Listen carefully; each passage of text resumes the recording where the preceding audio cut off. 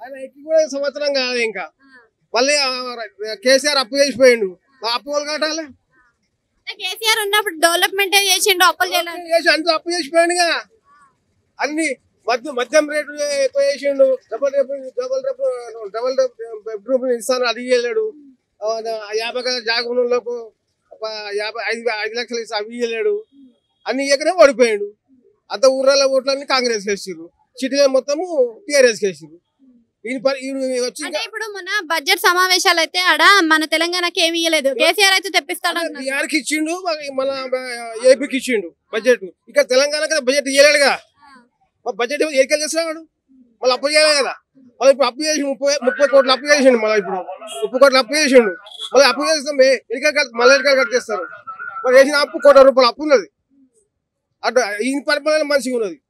ఆ పరిపాలన అన్ని పథకాలు అమలు చేసి, కొత్త పథకాలు అమలు చేసి మొత్తం 9 ఏళ్ళు పరిపాలించి అప్పు చేసిపోయింది.